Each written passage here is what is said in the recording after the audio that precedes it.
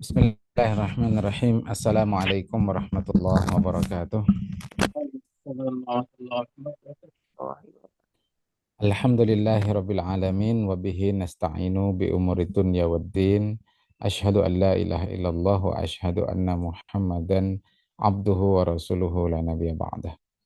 Allahumma salli wa sallim ala habibina wa syafi'ina wa qurrati a'yunina sayyidina Muhammadin sallallahu alaihi wasallam wa ala alihi wa ashabihi wa man tabi'ahum bi ihsanin ila yaumiddin wa ba'du.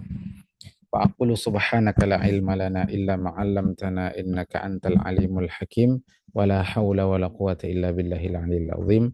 Rabbi shrah li sadri wa yassir li amri wahlul 'uqdatam min lisani yafqahu qawli. Rabbi zidna ilma warzuqna fahma. Allahumma faqihna fid din wa 'allimna ta'wil. Allahumma anta rabbuna farzuqna al-istiqamah. Amin ya Allah ya mujibas sa'ilin. Li mu'allif kitab Al-Habib As-Sayyid Abdullah ibn Husain ibn Tahir Ba'alawi wa li syarih hadzal kitab Syekh Nawawi Al-Bantani wa li jami'i masyayikhina ila mutahassanidihim wa li walidina wa li jami'il muslimin wal muslimat wal mu'minina wal mu'minat. Al-Fatihah. A'udzu billahi minasyaitonir rajim. Bismillahirrahmanirrahim. Alhamdulillahirabbil alamin arrahmanir rahim maliki yaumiddin. Iyyaka na'budu wa iyyaka nasta'in ihdinas siratal mustaqim siratal ladzina an'amta alaihim ghairil maghdubi alaihim waladdallin. Amin.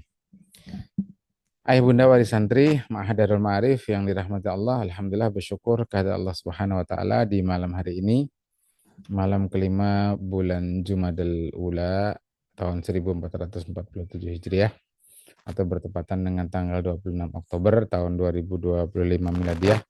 Kembali kita dipertemukan dalam kegiatan kajian bersama wali santri MDM. Nanti setelah ini kita lanjutkan bincang-bincang ya jika memang ada yang hendak didiskusikan. Kita melanjutkan pembacaan kitab Sulamut Taufik di pasal tentang jika seorang itu batal dari wudunya, maka apa yang dilarang darinya.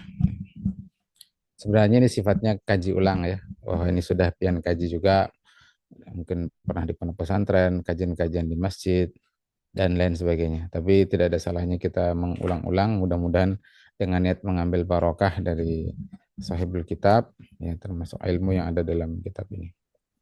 Baik, bismillahirrahmanirrahim. Faslun. Wa manin taqadha wudu'uhu. Dan siapa saja orang intaqadha yang telah batal wudu'uhu, wudu'nya, harum alaihi, diharamkan atasnya as-shalah. Jadi salat dilarang atas orang yang tidak ada wudu. Jadi kalaupun dia wudu maka itu tidak sah salatnya. Dilarang ini artinya kalau dia melanggar, yakni tetap melaksanakan salat, berarti salatnya berdosa.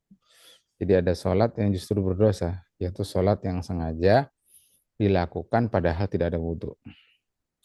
Dalam Al-Quran Allah Ta'ala mengatakan, idza qumtum ilas salati faghsilu wujuhakum wa aydiyakum ilal marafiq wamsahu bi ru'usikum wa arjulakum ilal ka'bain, kan begitu.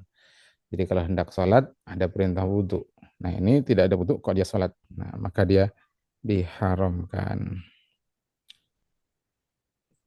Nah, salat yang diharamkan ini baik itu salat fardu, salat sunnah, salat jenazah, termasuk yang dihukumi dengan ibadah, ya seperti sujud tilawah.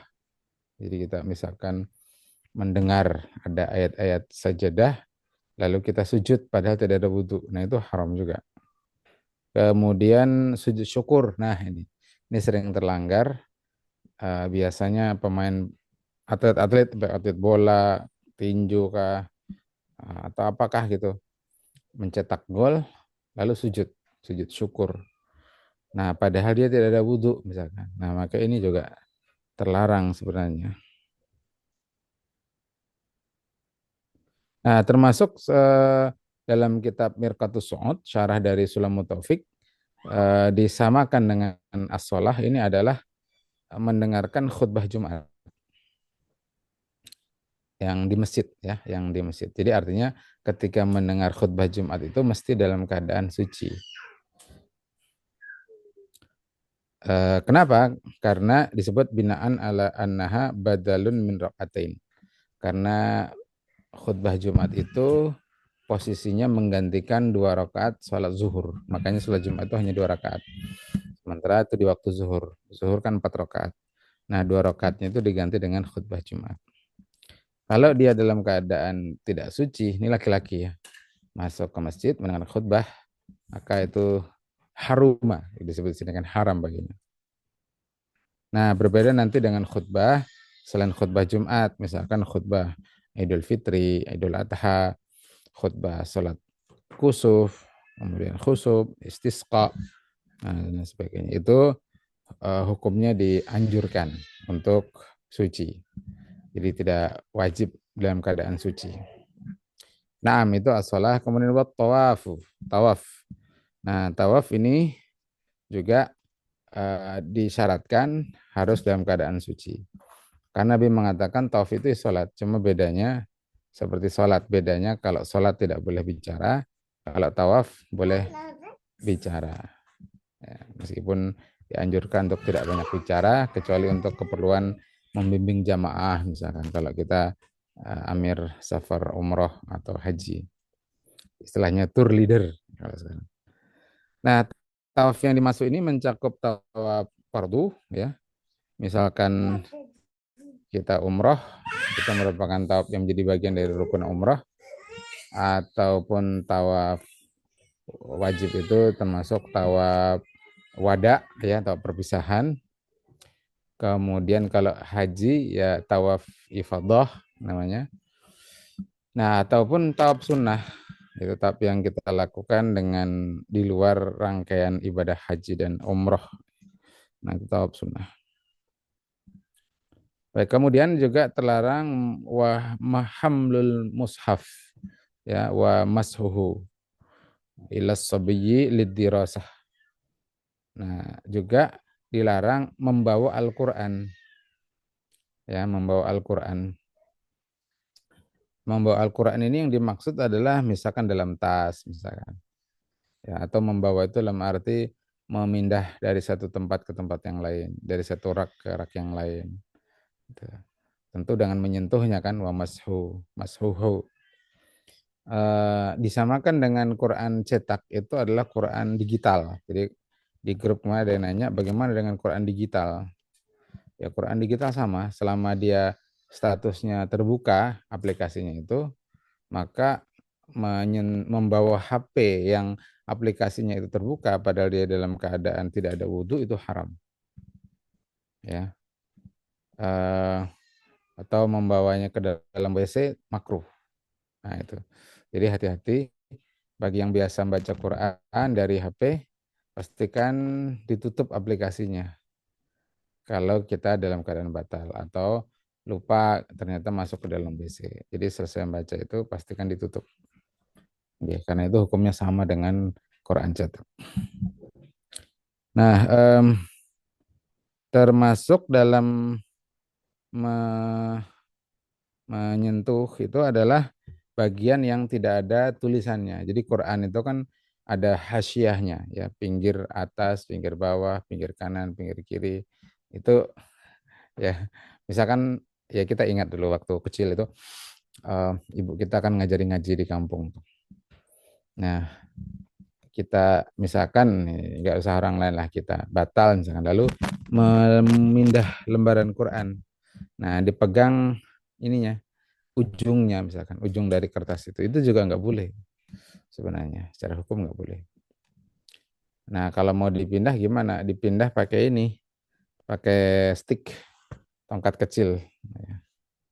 Nah, dipindah pakai itu boleh. Karena itu tidak menyentuh secara langsung. Itu di kitab Fathul Mu'in ada penjelasan demikian. Syekh Zainuddin Al-Malibari. Nah, itu terkait dengan menyentuh. Nah, kalau Quran digital berarti sama hukumnya, Quran digital. Jadi kalau bagian pinggir-pinggirnya kita tidak wudhu, misalkan kita geser bagian pinggirnya misalkan supaya memindah. Kan untuk membacanya meskipun tanpa wudhu boleh membacanya, bukan menyentuhnya. Nah, tapi ketika menggesernya, kita menggeser bagian pinggir misalkan. Nah, itu sama tuh hukumnya termasuk masukul Quran, menyentuh Quran. Nah, illa lisabiyyi, kecuali bagi anak-anak lidirasah. Nah, untuk kepentingan belajar. Nah, ini berarti kalau yang anak ceritakan dulu ya waktu ngaji sama ibu kami itu ya karena masih anak-anak itu. Dan kita sedang belajar membaca Al-Qur'an ketika itu. Kalau dalam kitab Mirqatus Su'ud itu alasannya ya karena sulit ya menghindari itu gitu. Menghindari karena memang ada hajat untuk belajar. Li hajati ta'alum istilahnya di kitab itu li hajati ta'alum. Nah, kemudian wa alal junubi. Nah, tadi itu terhadap orang yang kehilangan hadas kecil. Wa alal mana tadi? Wa alal junubi berarti hadas besar ini ya. Hadhihi ya, artinya yang berapa tadi itu? Larangan tadi salat, tawaf, membawa Quran, menyentuh Quran. Empat itu. Berlaku yang empat ini. Lalu ada tambahan wa qiraatul Qur'ani. Nah, itu yang kelima, bagi orang junub adalah tidak boleh dia membaca Al-Qur'an. Ketidakbolehan ini eh, terhadap ayat-ayat yang memang tidak dinasakh ya, baik dengan lisan maupun dengan hati.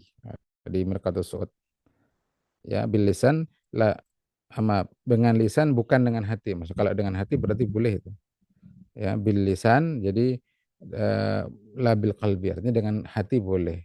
Dia baca sambil melihat misalkan tanpa menyentuh atau kalau menyentuh tadi pakai ini pakai stick memindah halaman. Nah, hatinya yang membaca Quran. Nah, ini solusi untuk yang junub termasuk nanti yang haid. Nah, meskipun yang dibaca itu hanya sebagian ayat yang pendek sekalipun, itu juga tidak boleh. Ya, bahkan Al-Bujairami mengatakan walau harfan. Meskipun itu hanya satu huruf in qasada ayyatiya bima ba'dahu. Gitu.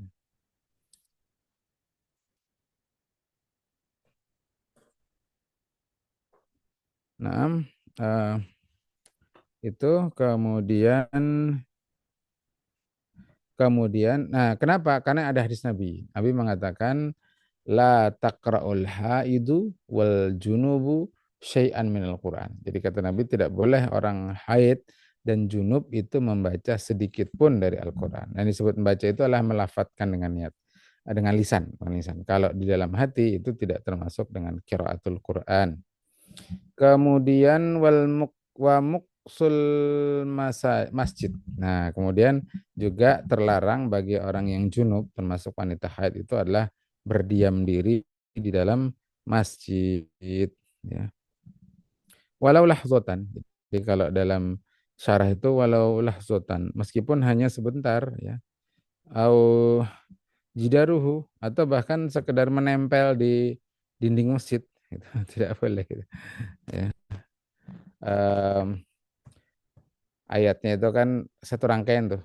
Ya ayyuhalladzina amanu la taqrabus sholata wa antum sukara hatta ta'lamu ma taqulun gitu. Wahai orang yang beriman, la taqrabus sholata, jangan kalian mendekati salat, maksudnya mengerjakan salat wa antum sukara, sementara kalian dalam keadaan mabuk.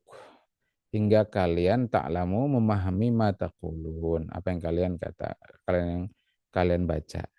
Wala junuban, nah tidak boleh juga mendekati salat orang yang junub illa abiris sabil, kecuali eh, sekedar lewat.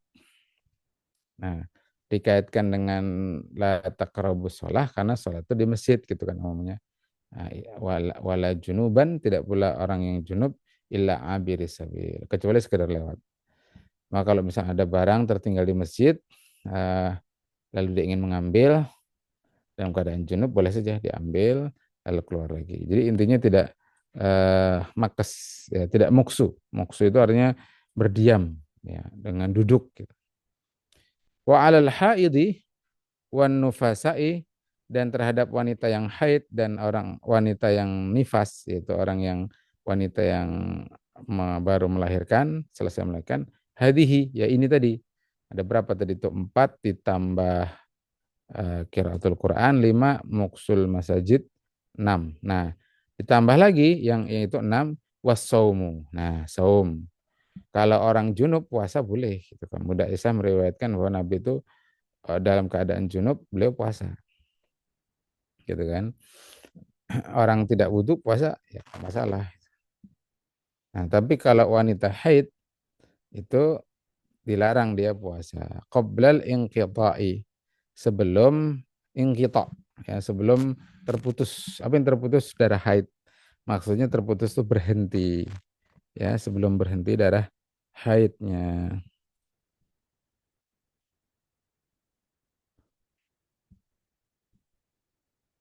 Nah, lalu nanti dia wajib mengkodok puasanya. Gitu. Tapi untuk sholatnya tidak ada kewajiban dikodok. Nah, patokannya apa? Ingkito. Ingkito itu berhentinya darah haid. Meskipun dia belum mandi, ya misalkan begini. Seorang perempuan haid, lalu kemudian berhenti darah haidnya hari Rabu sore, pada asar misalkan, berhenti. Nah, berarti hari Rabu itu eh, ya dia mestinya langsung mandi gitu. Sehingga hari Kamisnya dia bisa puasa. Tapi kalau kemudian dia tidak segera mandi, Kamis selalu tidak puasa, maka itu berdosa dia. Ya, karena sudah ingkitok, mestinya segera mandi supaya Kamis bisa berpuasa. Kalau dia melambat-lambatkan maka dia berdosa. Nah, begitu pula sholat. Ya, dia harusnya sudah ingkitok, mestinya segera mandi.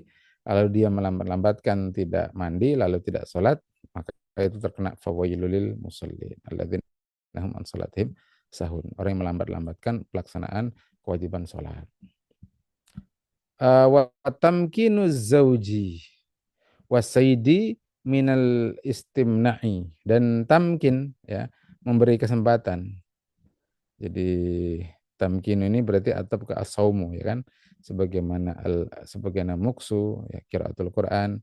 Tamkin memberi kesempatan kepada zauj, suaminya, wasayyidi, eh, tuannya kalau dia seorang budak perempuan, minal istimna, ya, eh, melakukan istimna. Kalau istimna di sini yang dimaksud adalah eh, mubasyarah, apa, muradu bihi al mubasyarah wa hiya iltiqaul basyaratain wa in kanat biduni syahwatin. Itu intinya itu. Bertemunya kulit dengan kulit. Nah, tapi kenapa di sini tidak dimasukkan jima, ya? Jadi harusnya meskipun bisa ditarik mafhum khalafahnya, mafhum muwafaqahnya. Ya, tapi kalau disebutkan lebih tegas tentu lebih baik gitu kan. Karena istimna itu bernikmat-nikmat, yaitu secara bahasa itu, ya, istimna itu tidak jima, ya, hanya persentuhan kulit dengan kulit tadi. Walau biduni syahwatin, meskipun tidak disertai dengan syahwat. Nah, larangannya itu apa? Yaitu persentuhan kulit dengan kulit, suami dengan istri, atau tuan dengan budak perempuannya ketika istri atau budak perempuannya dalam keadaan haid, yaitu persentuhan baina suratiha wa rukbatiha. Ya, persentuhan antara pusat hingga lutut, atau lutut sampai pusat. Itu yang tidak boleh. Kalau di bagian lain ya boleh. Qoblal ghusli, sebelum dia mandi. Meskipun sudah ingkito. Ya, meskipun dia sudah ingkito. Nah, jadi bagusnya ini sebenarnya ditambah lagi, yaitu jima. Itu karena dalam Quran kan disebutkan ya ayyuhalladzina amanu fa'tazilun nisa. Wahai orang yang beriman, jauhilah istri-istri itu, ya, saat mereka dalam keadaan haid, gitu. Dalam keadaan haid. Itu jelas itu kan tentang itu. Lalu Allah menyatakan hatta yathurna, itu hingga mereka suci. Fa idza tatahharna, dan jika mereka sudah suci, fa'tuhunna, min haitsu amarakumullah gitu. Kalau mereka sudah bersuci, ini sudah mandi, maka datangi mereka dari sisi mana saja yang Allah perintahkan. Innallaha yuhibbut tawwabbin wa yuhibbul mutatahhirin. Suratul Baqarah 222. Angkanya cantik tuh 222. Jadi fa'tazilun nisaa fil mahid. Jauhilah perempuan saat mereka sedang haid. Wala taqrabuhunna hatta yathurna. Jangan kalian mendekati mereka. Maksudnya mendekati di kaitannya dengan jima gitu di sini. Hingga mereka bersuci. Kalau mereka sudah bersuci maka datangi. Jadi bagus ini sebenarnya ditambahi kan. Itu termasuk larangan. Nah, adapun tentang istimna ini ya antara bainas surah warukbah ini memang ada ikhtilaf. Ada ikhtilaf di antara ulama madhab Syafi'i. Jadi kalau pendapat di kitab Mu'tamad sebagaimana disebut dalam kitab ini, meskipun Imam Nawawi, nah Imam Nawawi ini padahal muharrir dalam madhab Syafi'i, beliau itu termasuk beliau termasuk ulama madhab Syafi'i yang menguatkan bolehnya istimna ini. Ya bolehnya istimna kecuali jima tadi. Kenapa? Karena ada hadis riwayat Imam Abu Dawud juga Imam Malik dalam kitab Muwatta, Nabi menyatakan isna'u kulla syai'in illa nikah. Lakukanlah segala sesuatu terhadap istrimu itu kecuali satu yaitu nikah. Nah, nikah yang dimaksud di sini al-wat'u. Wat'u yang dimaksud adalah al-jima. Nah, itu. Jadi artinya tidak ada larangan terhadap istri yang haid kecuali jima. Jadi ringkasnya ada khilaf ya. Dari pendapat-pendapat ulama dalam mazhab Syafi'i terkait dengan hal ini. Baik, sampai di sini mungkin ada hal-hal yang hendak didiskusikan. Ya, kita satu pasal saja. Barangkali ada yang hendak didiskusikan, ulun persilahkan. Terkait tema yang kita sampaikan maupun di luar tema. Tafadhal. Waalaikumsalam warahmatullahi wabarakatuh. Mengenai yang batal wudhu tadi atau tanpa wudhu tadi, Ustaz, untuk terkait sholat jenazah, belum tuh pernah pernah baca, Ustaz, karena sholat jenazah itu diibaratkan sama dengan doa, jadi ada yang mengatakan boleh saja tanpa wudhu. Gimana, Ustaz? Hmm. Uh, Jangan kalau di kitab ini ya, ulun merujuk di kitab ini aja, di kitab Mirqatus Su'ud. Itu anak kurang tahu, barangkali ada khilaf soal itu. Tapi kalau di kitab ini, di kitab Mirqatus Su'ud ya tadi disebutkan termasuk sholat jenazah. Jangankan sholat jenazah, bahkan sujud tilawah saja, ya, sujud syukur saja itu disyaratkan wudhu. Seingat kami di kitab Ahkamus Shalah juga begitu, ya. Ustadz Ali Raghib itu mensyaratkan untuk wudhu, untuk sujud syukur itu harus dalam keadaan wudhu, gitu. Jadi gitu pendapat beliau. Jadi apalagi salat jenazah, gitu kan? Salat jenazah kan jelas tuh usolli. Sujud syukur kan ya niat sujud syukur, gitu kan? Sujud tilawah niat sujud tilawah, takbir kemudian salam kanan kiri, gitu kan? Kalau salat jenazah kan jelas sekali tuh, dimulai dari takbiratul ihram, kemudian ada niat, ya, usolli usolli salatal jana usolli fardal kifayati ala hadzal mayyiti arba'at takbiratin makmuman lillahi ta'ala, kan jelas sekali tuh. Jadi ya lebih dekat pada sholat sebagaimana sholat. Jadi kami condong kepada pendapat yang mengatakan mesti dalam keadaan suci. Yang Nah, kedua, nanti Ustaz. Pon? Ya, ya. Kan ada yang kedua lagi, pertanyaan kedua. Nah, nanti memang begini, ada bahasan tentang itu, ulun tambahkan sedikit terkait dengan tayamum. Nah, tayamum ini kan satu tayamum untuk satu sholat fardu. Jadi satu tayamum untuk sholat fardu. Boleh satu sholat fardu ditambah berapapun sholat sunnah. Jadi misalkan qobliyah zuhurnya dia 4 rakaat, ba'diyah zuhurnya 4 rakaat. Dengan hanya satu tayamum bersama sholat zuhur tadi boleh. Nah, termasuk adalah sholat jenazah. Ya, jadi tayamum karena nggak ada air, atau kalau ada air tapi kita bertayamum berwudu itu memperlambat kesembuhan misalkan, maka kita misalkan dengan satu tayamum sebelum atau sudah sholat zuhur, sholat jenazah dulu misalkan, lalu sholat jenazah sholat fardu zuhur misalkan, Lalu sholat sunnah itu boleh. Nah itu kalau begitu ada bahasanya di kitab Imta'un Najib Syarah Matan Ghaih wa Taqrib. Allah taala. Yang kedua, Ustaz, mengenai istinja, mungkin keluar dari tema ini. Istinja, tata cara istinja, ulun pernah diajarkan, Ustaz, ketika kita membasuh itu, satu jari itu dimasukkan ke lubang kubur, Ustaz. Ya, Oke. Nah, ini bagaimana kalau kita dalam keadaan berpuasa, Ustaz? ya, Kan melakukan sesuatu kan membatalkan puasa, Ustaz. ya. Oke. Ya, itu seingat kami penjelasannya ada dalam kitab Kifayatul Akhyar tentang tata cara begitu. Termasuk di Kifayatul Akhyar itu dijelaskan tata cara duduknya, gitu kan, bahwa kaki kanan lebih di ke ataskan, ditegakkan, kaki kiri di bawah, lebih ke bawah, dan seterusnya itu. Penjelasannya ada dalam kitab Kifayatul Akhyar. Nah, terkait dengan puasa itu masih di luar hitungannya, belum masuk ya, masih di bagian anus itu. Jadi padahal sebenarnya kalau itu membatalkan puasa ada yang lebih lebih dikhawatirkan membatalkan puasa sebenarnya yaitu air ya kan, masuknya air. Nah, jadi kalau untuk keperluan istinja dengan cara yang seperti itu tadi itu masih masih belum ya, belum tidak membatalkan puasa karena nggak masuk gitu. Itu anunya ya jawabannya. Sebenarnya yang sering disebut itu kan kentut di air misalkan ketika berenang dalam sungai di sungai lalu kemudian buang angin di sungai itu sebenarnya buang angin itu tidak membatalkan Sob. Ya karena membatalkan itu sesuatu yang masuk bukan sesuatu yang keluar. Buang angin itu kan keluar gitu loh. Cuma yang dikhawatirkan oleh para ulama itu adalah ketika keluar angin, posisinya itu terbuka. Ini mohon maaf agak anu ya, tapi harus jelas ini.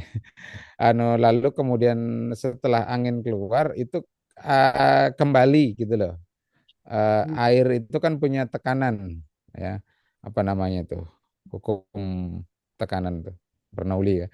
Nah, tekanan lalu mendorong ke dalam lewat lubang anus. Nah, itu yang membatalkan sebenarnya bukan apa yang keluar karena tidak membatalkan sesuatu yang keluar yang membatalkan sesuatu yang masuk makanya kalau ada juga puasa nangis batal enggak ya nangis itu enggak batalkan puasa nangis itu kan air mata keluar dari pelupuk mata ya kan yang batal itu kalau nangis lalu air matanya sampai ke mulut lalu dijilat-jilat nah asin-asin dirasa ditaguk nah itu yang batal jadi kalau nangis itu tidak membatalkan puasa wallah taala misal.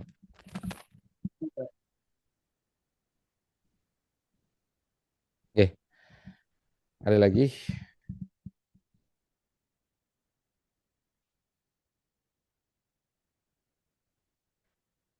Pak Surya nggak hadir nih. Biasanya yang selalu bertanya Pak Surya, abahnya Meara dan Alarik.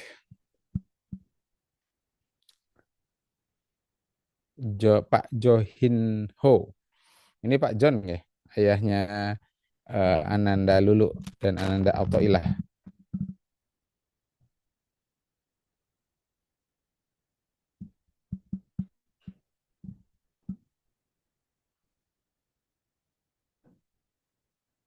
Ya. Baik, kalau sudah tidak ada, kita cukupkan dulu mungkin kajian kitabnya.